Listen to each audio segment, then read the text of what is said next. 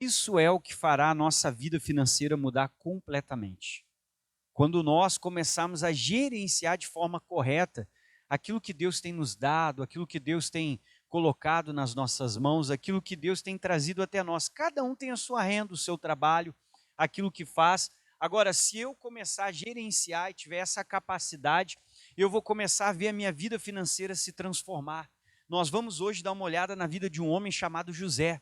Você lembra que a Bíblia fala que Deus avisa o faraó que viriam 7 anos de fartura e 7 anos após de fome? Quem é que lembra dessa passagem bíblica? Aí Deus dá ao José a interpretação do sonho. Mas o José, ele só é escolhido pelo faraó porque ele apresenta a solução. Ele começa a dar ideia para o faraó, dizendo o que o faraó deveria fazer, como ele deveria se prover, o quanto ele precisaria economizar durante o período de fartura, para que no período de escassez ou no tempo que viria, ele não passasse dificuldade. Então ele diz, puxa, olha esse homem aqui, um administrador, diante de mim tem um homem que administra muito bem. O que o faraó fez? Vou colocar ele para gerenciar. E ele se transforma então no governador do Egito. E nós vamos falar sobre isso e entender um pouco sobre esse espírito de gerência. Vamos lá.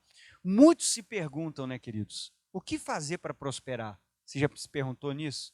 Ah, pastor, o que eu tenho que fazer para prosperar, minha vida financeira mudar? A minha relação com dinheiro não é muito boa.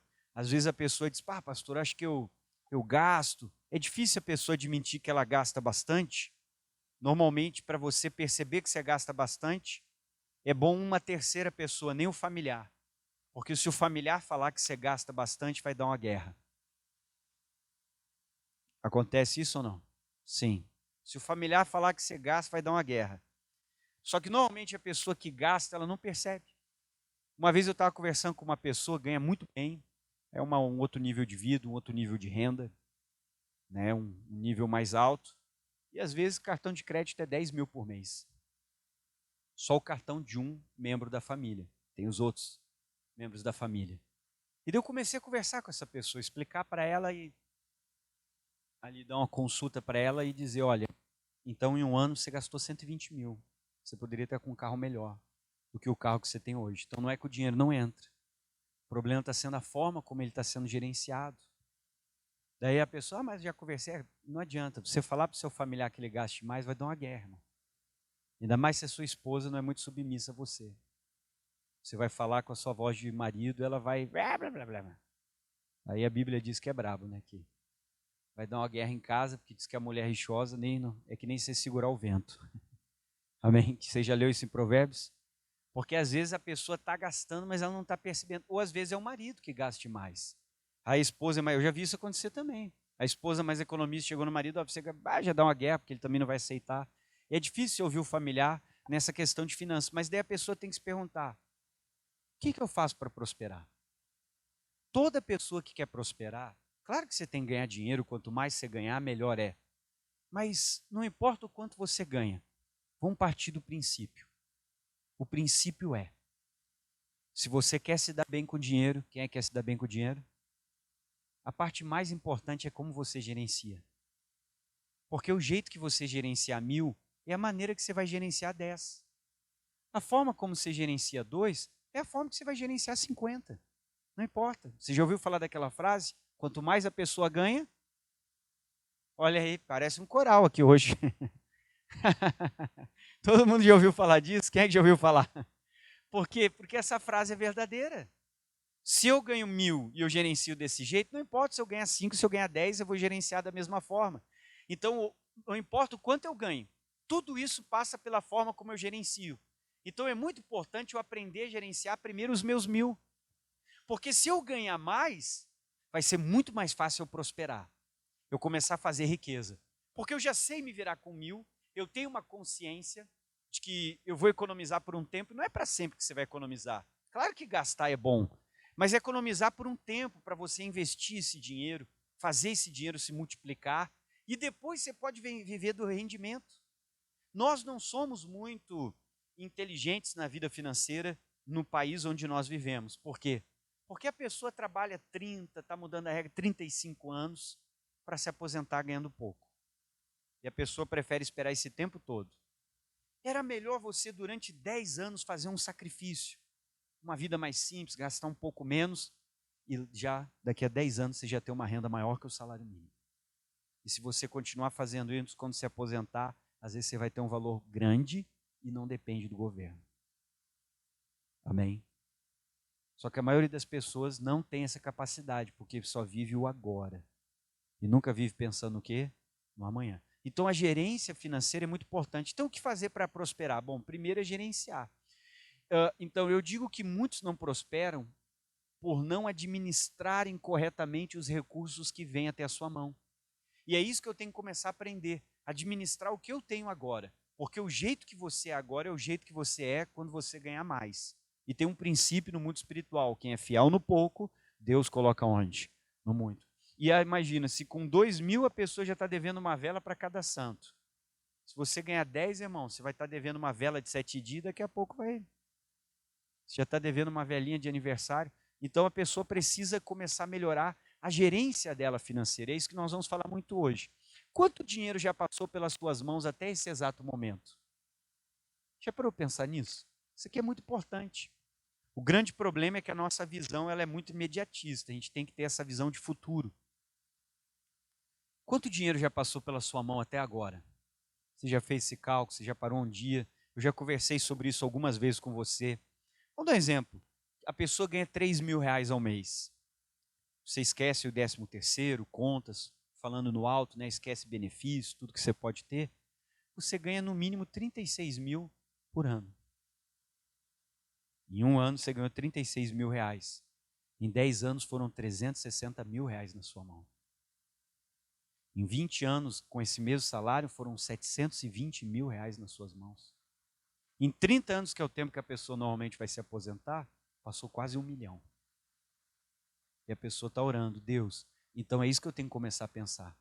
Está entrando, mas o que eu tenho feito, no que eu tenho pensado? Às vezes a gente pensa no momento, a gente tem que parar para pensar, pastor, eu ganho 5. Então você ganhou 60 mil no ano. Olha que coisa boa, em 10 anos você ganhou 600 mil, em 20 anos passou 1 milhão e 200 nas suas mãos.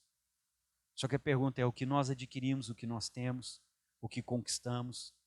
Porque se você não tiver um objetivo para o seu dinheiro, ele simplesmente vai só passar pelas suas mãos. Levanta a mão assim para o céu com o pastor e diga: dinheiro sem objetivo desaparece. E depois você nem sabe onde você gastou. Sim ou não é? Verdade ou não? Olha para o irmão do lado, pastor é profeta ou não é? Já aconteceu isso na sua vida ou não? Dinheiro sem objetivo, o que acontece com o dinheiro? Desaparece. É bem assim, irmão. Ganha uma causa na justiça e não tem objetivo. Daqui a um ano, como é que você está? Sem nada. Ganha uma herança, pega uma rescisão trabalhista. Daqui a um ano, se você não tem objetivo para esse dinheiro, pega lá. Agora a pessoa pega o 10º, pega adiantamento, férias, não sei o que e tal, e vai sair de férias, não tem objetivo nenhum com esse dinheiro. Passou o tempo de festas, chega o janeirão, fevereiro, como é que ela vai estar? Sem nada. O dinheiro sem objetivo, ele desaparece. Então eu preciso começar a colocar um objetivo no meu dinheiro. Diga com o pastor, diga colocar objetivo. Você não vai guardar tudo, porque você tem que sobreviver. Uma vez eu conversando com um amigo meu, ele não ganhava tanto, não me lembro quanto que ele ganhava, mas é um conhecido. E daí ele comprou um carro, tal, ele sempre fazendo consórcio, não sei o quê. Falei, com o que você vive? Ele disse, eu guardo 2.000 por mês, se eu não me engano, e eu vivo com 1.000 ou 1.000 e poucos por mês. Você imagina, com filho e tudo mais, só se a pessoa não paga aluguel, né, pessoal? Senão você não, vai ficar um pouco mais difícil. Porque tem escola, depois vem aí, quem é pai sabe, início do ano tem que comprar um material escolar ou não tem? Tem, é uma despesa.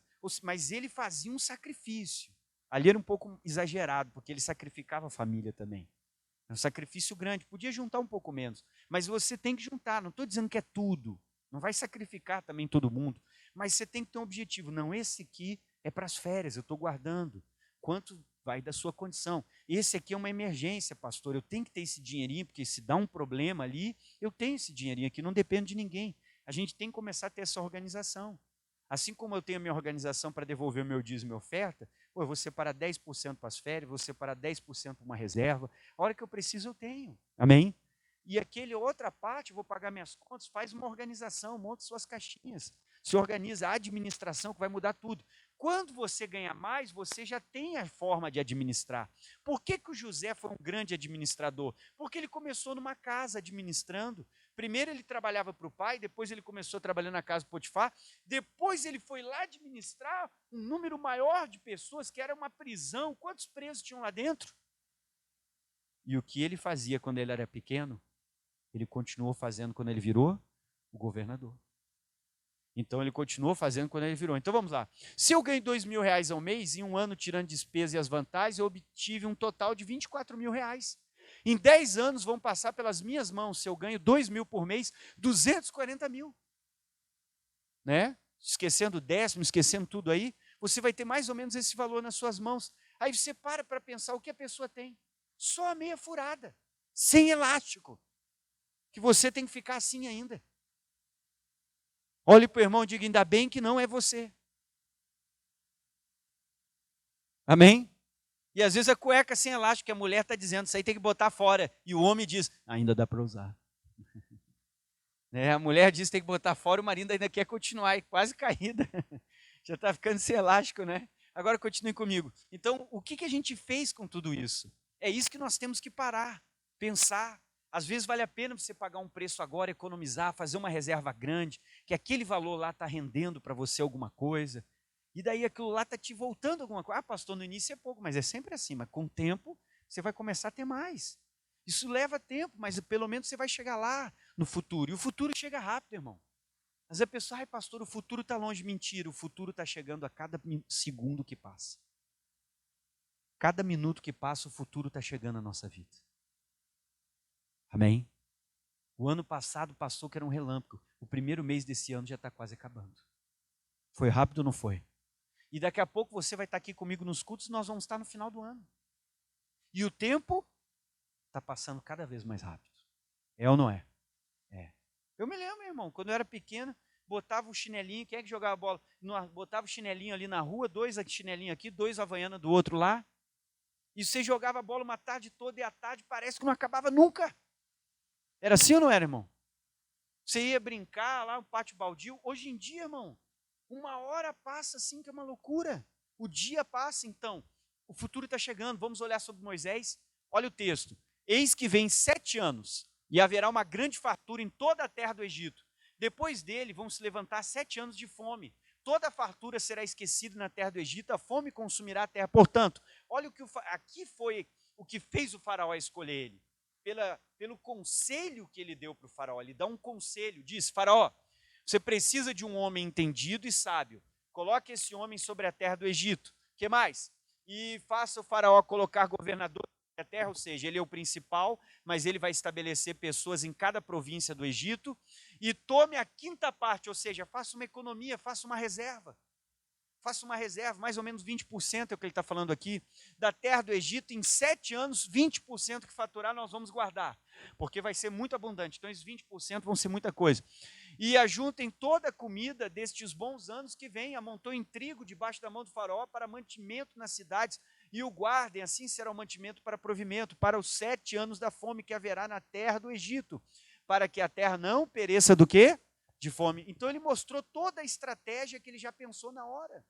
Isso era uma parte humana dele, porque ele já era administrador, ele já fazia isso na casa, ele já fez isso na prisão, já trabalhava assim com o pai. A revelação do sonho foi Deus, mas a tática de como administrar, isso veio dele. É algo que ele aprendeu, que ele começou a buscar como fazer. O pai dele era um administrador, 12 filhos, 4 mulheres, irmão, uma já dá gasto e trabalho, você imagina 4. Só louco. Amém? Nenhuma irmã falou amém. 4 para mandar para chapeação e pintura, irmão. Para comprar sapato, bolsa, calçado. Eu nunca vi. Cada mulher parece uma centopeia. Enquanto o homem tem um chinelo e ele ainda fica botando prego, arame, a mulher tem 5 ou 6. Ela tem um para usar na rua, um para usar no quarto, outro para usar no banho, outro para quando vai sair. É assim ou não é? Outro para ir na padaria, outro no mercado. Ah, e mais o que ela usa para fazer faxina. Ela diz, esse aqui é para Irmão, ele tinha. Então o pai dele era um administrador. Você imagina administrar toda aquela família. E o José começou a aprender com o pai como fazer isso, colocou em prática, foi pegando experiência na casa do Potifar, pegou mais experiência ainda no Egito, lá quando ele vai para a prisão, e agora ele chega diante do faraó, ele já tem uma estratégia de como fazer, porque o pai dele passou por uma fome.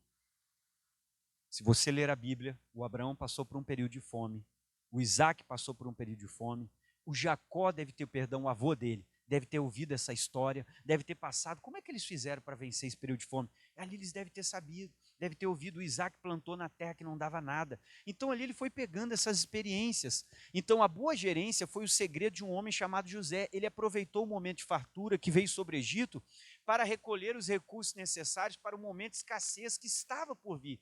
Todavia hoje o que vemos são pessoas que desperdiçam o que tem vindo até as suas mãos. A pessoa ela não se segura. Ela vê uma novidade, uma roupa nova, um negócio na vitrine, uma promoção. Ai, tá barato. Ai, eu paguei só 80. Era 120. Eu economizei 40. Mentira, você gastou 80. Você não economizou. Você? Mas o comércio dá essa jogada no seu cérebro. Para você achar que economizou, que você saiu ganhando e teve. Não, você pagou exatamente o que eles queriam que você pagasse. Você pagou 80. Você gastou, saiu do seu bolso, você não economizou nada. Economizar é ficar com os 80 no bolso. Pergunta para o irmão, tu entendeu? Economizar é ficar com 80 no bolso, saiu 80 do seu bolso. Ah, mas, e toda mulher chega assim, eu economizei. Porque era para gastar 120, eu gastei 80. Poupei 40. Que poupou? Saiu 80 do seu bolso, você gastou. Mas o marketing vira essa jogada para você pensar que você economizou. Mas você gastou. E pagou o que eles queriam. E caiu ainda no jogo. Quando aparece promoção, 120 por 80. É aí que você diz, nossa, vou comprar. E é aí que o seu cérebro diz, é ou não é? Vou comprar, irmão, você está errado. Só que a gente tem que tomar cuidado. Eu não estou dizendo que você não pode comprar, você não pode gastar. A gente precisa, irmão. Todo mundo precisa. Quem é que usa roupa aqui? Só metade? Todo mundo se veste, sim ou não? Quem é que come aqui, diga glória a Deus? Só que se você gastar de forma consciente, não vai te trazer problema. Se você gastar de forma correta, gerenciando, não traz problema. Porque a gente precisa. Você precisa ter um momento de lazer com a família, você precisa de uma roupa nova, porque tudo envelhece na vida, sim ou não? A roupa vai chegar uma hora. Só que eu tenho que ter esse equilíbrio, a forma consciente, o orçamento. Então vamos lá, por que José venceu? Porque ele era um bom gerenciador. E é isso que a gente precisa pedir. Deus, o Senhor deu essa capacidade por José. O Deus do José, o que ele é? É o nosso Deus. O Senhor me dá essa capacidade. O que mais as pessoas sabem fazer é o que, pessoal? É gastar, usar. Pois gastar dá prazer. Isso é verdade. Gastar libera dentro de você um hormônio lá no seu cérebro. Aquilo dá um prazer enorme gastar. Claro que dá prazer, irmão. Você vem com aquele sacolão, entra no carro, assim, chega. E tá o vizinho chato, você levanta. Oi, vizinho, tchau. Ele olha isso, ele olha, isso aí tá cheio do dinheiro. Né? Claro que dá prazer gastar. Agora continue comigo. Pois gastar dá prazer, é bom, é gostoso, nos faz sentir como? Bem. Ainda mais quando você chega na loja, eu vou levar. E ainda o vendedor pergunta, vai levar tudo? Você, tudo. Você ainda olha assim e fala, né? Vou levar tudo. Você fala com aquele ar assim maravilhoso, estufa o peito, levanta o queixo, né? E sai com aquele sacolão assim. E ele ainda leva você até a porta. Você se sente, nossa, olha como é que está me tratando. Você se sente a melhor pessoa. Amém? Vamos lá, segue em frente.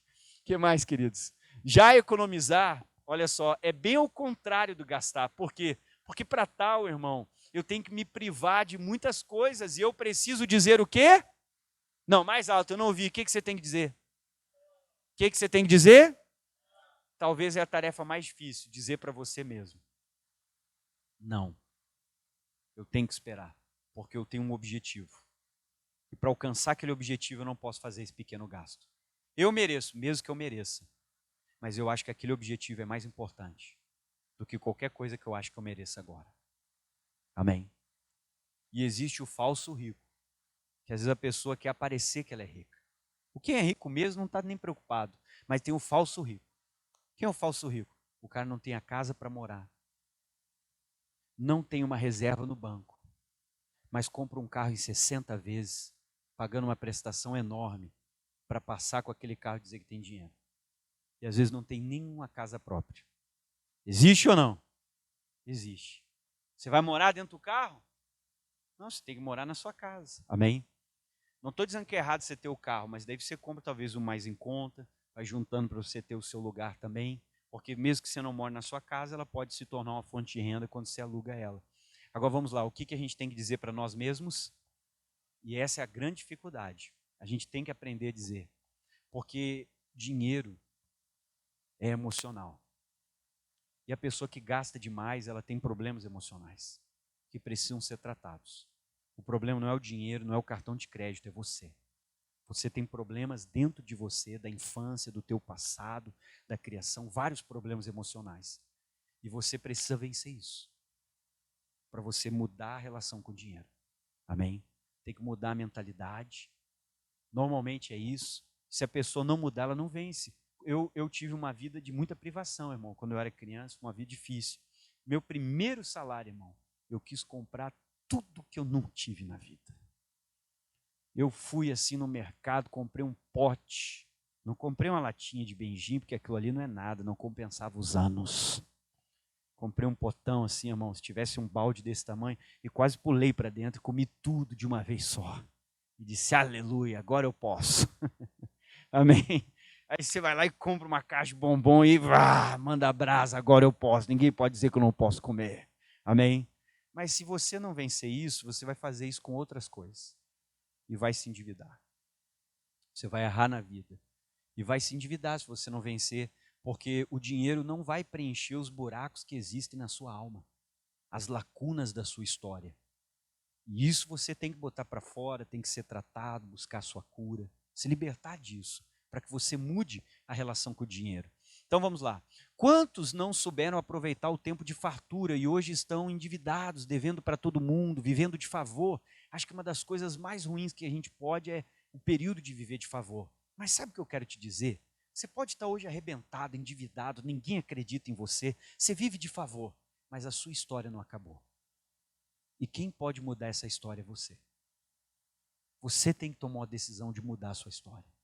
Quem é que vai mudar a história? Diga amém. Você tem que tomar essa decisão, pastor, a minha história vai mudar. Sua história vai mudar ou não vai? Você tem que tomar essa decisão, pastor, chega, a minha história vai mudar. E a minha história não vai mudar porque eu quero mostrar para os outros. Que eu não estou nem aí para os outros, irmão. Sua história tem que mudar para que a sua vida seja melhor. E você dê uma vida melhor para quem? Para a sua família. Porque às vezes a pessoa quer mudar porque ela quer mostrar para o pai, para o vizinho, para a mãe, para o Joaquim, para o patrão. Não, irmão, aí você está errado, a motivação é errada. Você continua ferido. Vai conseguir, mas depois vai acabar tendo problemas também. Agora vamos lá então. Quantos não souberam aproveitar, devendo para todo mundo, vivendo de favor, dependendo da ajuda deste ou daquele, ou dependendo de familiares? Isso é ruim. Por mais que o familiar às vezes faça de coração, isso é muito ruim para nós. A gente precisa vencer e você pode, você é um filho de Deus. Você tem administrado conscientemente tudo que tem vindo até a sua mão, porque às vezes você tem que parar. É importante. Tem gente que vai usar o papel, eu uso o meu celular. Você faz lá um bloco de notas, uma planilhazinha, o que fica melhor para você? Anota tudo que você tem, o que entrou, o que eu estou gastando, o que sobrou. Vai guardando, esquece aquilo lá. Vamos fazer um propósito? Você vai comprar um cadeado, vai me dar a chave. Amém? E lá todo mês você vai botando alguma coisa. Aí você me dá a chave aqui, eu anoto o seu nome. Filho. O problema é que tem gente que vai usar o pé de cabra, né? Amém? Aí você vai me dar a chave. Agora vamos lá, pessoal, continua comigo. Não se esqueça que a vida financeira, como é que é a vida financeira? Lê isso aqui com o pastor. Deus, não ouvi, quem mais? César e quem mais? Essa tem que ser a minha vida financeira. Deus é Deus. Eu tenho que devolver ao Senhor meu dízimo, minha oferta, minha fidelidade. César, compromissos fixos. Que você vai ter. Tem gente que paga aluguel, condomínio, luz, água. Você vai pagar internet. Todo mundo usa internet hoje. Então tá lá, é o seu gasto fixo. O problema é que às vezes você bota dentro do César o desnecessário. E daí às vezes você faz um X no eu. Porque nunca sobra nada. Às vezes quem está matando tudo é o César. Que eu estou engordando o César, gastando desnecessariamente. Quando chego eu, às vezes não sobra Nada. Então a gente tem que aprender a organizar. Sempre passamos por bons momentos e por momentos de crise. Isso acontece com todos. O problema é que quando tudo está bem, nos esquecemos que mais cedo ou mais tarde as vacas magras poderão surgir aonde? No nosso... E a vida é assim. A vida é assim ou não é? A vida ela é feita de altos. A vida não é uma constância. Qual é o nome daquele aparelho que fica do lado da cama, que fica medindo o batimento do coração quando... Como é que é? Eu não me lembro o nome, mas sabe aquele aparelhinho que mede o coração? Ele é um aparelhinho que fica medindo o seu batimento cardíaco, ele fica tum, cai, tum. Quem é que já viu isso? Tum. E daí quando ele bate a linha reta, o que aconteceu? Então, irmão, essa é a graça da vida, são os altos e o quê? Isso é o que faz a gente viver, levantar, lutar. Porque às vezes, porque quando bate reto, está mostrando que aquela pessoa morreu, e a vida é assim. Existem momentos bons, pô, está entrando muito dinheiro, mas daqui a pouco chega um momento que muda tudo, pô, não está entrando tanto. Aí eu tenho que me preparar, porque sabemos que esses momentos vão surgir na nossa vida. Então, se as vacas magras surgissem na sua vida mês que vem, você estaria preparado? Pastor, nem fala isso, está amarrado. Mês que vem eu já me enchi de conta para pagar. Os boletos já estão lá, Não, irmão. Se surgisse mês que vem vacas magras, às vezes a gente não está preparado. Se a minha resposta é não, eu preciso começar a me preparar para o futuro, para o amanhã, me preparar para as situações difíceis que podem surgir. Como que o José se preparou? Guardando uma parte de tudo que vinha no tempo de fartura para ter o que comer no tempo do quê? De escassez. Levante a mão para o céu e diga com o pastor, diga para começar, ter uma reserva. Você entendeu? Primeiro você paga todas as contas, paga todo mundo que você deve. Tem que pagar todo mundo, irmão. O crente tem que ser de palavra. Está devendo, paga. Amém? Olha para o irmão do lado e diga, paga. Tem que pagar todo mundo, irmão. Pode pagar lá as Bahia, Renner, Beltrame. Vai pagando todo mundo aí. Amém? E tem gente que deve para toda a linha Beltrame. É Beltrame Ferragem, Beltrame Mercado, Beltrame Material de Construção. Irmão, vai lá e paga. Agora preste atenção. Depois você tem que começar a fazer o que o José fez. Isso aqui é o mais importante. Uma reserva. Esse é o começo de tudo. Paguei todo mundo, zerei a conta. Agora eu vou fazer uma reserva. Isso é o mais importante. Vou começar agora a organizar uma reserva na minha vida. Comece com pouco. Pastor, está sobrando 10 pilos. Tá bom, mas esquece aqueles 10 pilos e deixa lá. No final do ano você vai ter mais de 120, porque tem um jurinho que rendeu. No outro ano, puxa, olha como foi bom. Ah, já tem um troquinho para comprar o peru e fazer a ceia. Glória a Deus. No outro ano você junta um pouquinho mais. Puxa, agora esse ano já deu até para comprar um presente. No outro ano, puxa, já deu até para tirar férias, você vai aumentando. Mas o que a Bíblia diz para mim e para você? O apóstolo Paulo ele estava preparado para qualquer fase da vida. E nós temos também que estar preparados para qualquer fase da vida. Às vezes a gente só sabe viver a fase boa. E se a pessoa precisa baixar um pouco o padrão para algum objetivo de futuro, a pessoa não quer submeter. Nós temos que ser como Paulo, eu tenho que estar preparado para qualquer fase da vida. Porque pode vir uma fase que a nossa vida dá uma viravolta. Eu estou meditando uma palavra que eu vou pregar para você daqui a um tempo, que está no livro de Êxodo. A Bíblia diz que debaixo do mandamento do Senhor, Deus guiou o povo. E quando eles chegaram a um determinado local, lá não tinha água para beber. Mas o texto diz que eles estavam debaixo do mandamento do Senhor. Foi Deus que levou eles para um lugar onde não tinha água. E aí? Deus não sabia que não tinha água? Claro que Deus sabia. E o que você faz quando Deus te leva para um lugar de desafio? E às vezes Deus pode nos levar para lugares ou permitir situações que vão nos desafiar. A escolha da maioria das pessoas ou é pedir para sair, ou é ficar reclamando pelos cantos. Porque a maioria dos indivíduos são vítimas. Poucos são proativos para encontrar uma solução. Amém? E Deus levou eles para uma situação difícil. Então, pode surgir, eu tenho que estar como Paulo. Vamos ler aqui? Olha comigo Filipenses capítulo 4, lê com o pastor o que o Paulo disse. Não digo isto porque estou passando por uma necessidade, porque eu já aprendi a me contentar com o que eu tenho. Olha o que o Paulo está dizendo. Eu sei estar abatido. E tem fases difíceis na vida. Eu sei também ter o quê? Abundância. Eu também sei lidar quando eu tenho abundância, tenho bastante dinheiro, comida, tudo está bem. Em toda maneira, em todas as coisas eu estou instruído, tanto a ter fatura como a ter o quê?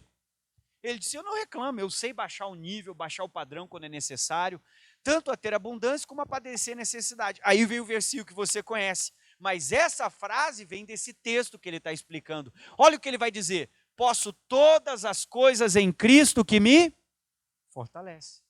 Então ele está dizendo, não importa o que vai vir, eu sei baixar o padrão, sei trabalhar com bastante, com pouco, eu sei, não tem problema, não tem dificuldade para mim, o apóstolo Paulo está dizendo. E é isso que a gente tem que começar a aprender, você tem que ser essa pessoa que sabe agir. Olha, o José sabia administrar no pouco, quando Deus botou ele no muito, ele já sabia o que fazer.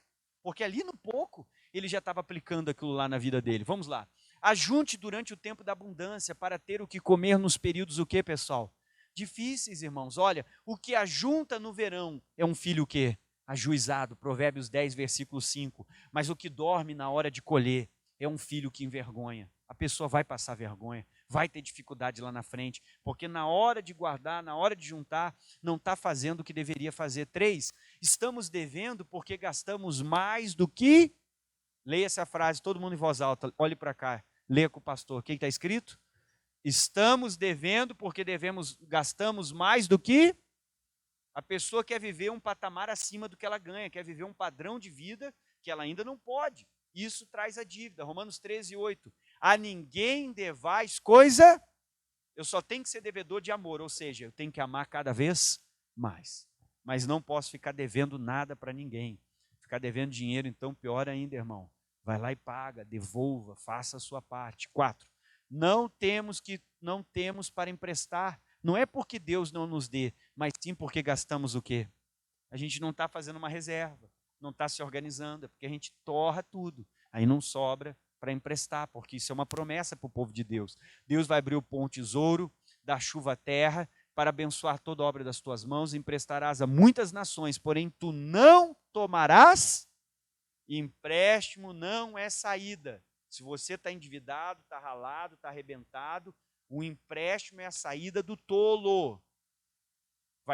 Você está só cavando mais no fundo do poço. Você está só aumentando o buraco. Fale com Deus e peça, Senhor, eu não quero desobedecer, eu quero fazer o que a tua palavra diz. Quem é que está enxergando esse olho aqui? Diga amém.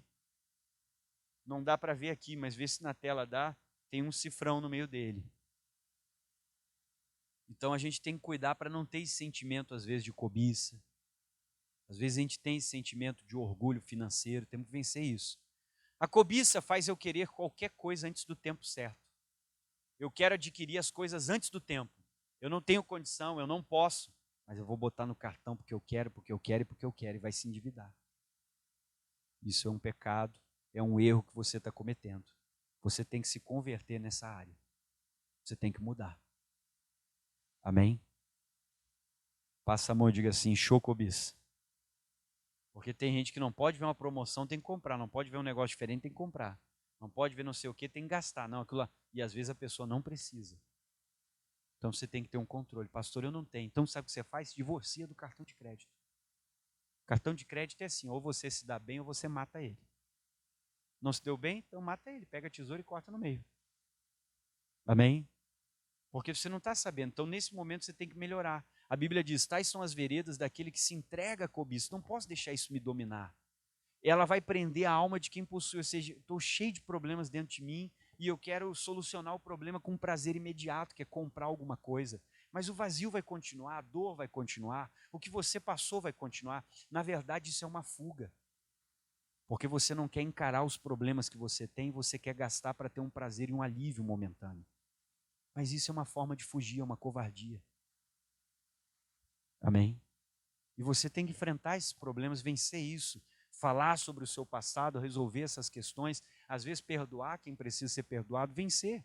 O crédito tem contribuído para que a cobiça de muitas pessoas venha à tona. Por isso, hoje temos uma geração de pessoas que estão como, pessoal? Endividadas, por causa do muito uso, sem consciência, do crédito. Peça a Deus a mesma sabedoria que ele deu para quem?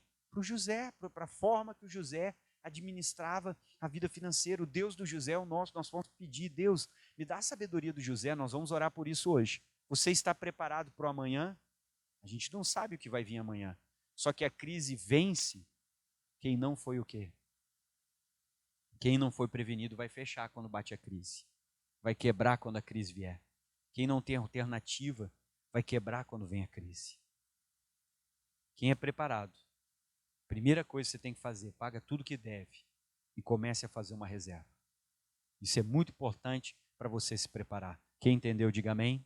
Então vamos começar a administrar melhor. Eu quero fazer Olá para você que está acompanhando esse vídeo no meu canal. Não esqueça, hein, de se inscrever no canal, de ativar o sininho para você receber as mensagens dos próximos vídeos que virão e compartilhe com quem precisa.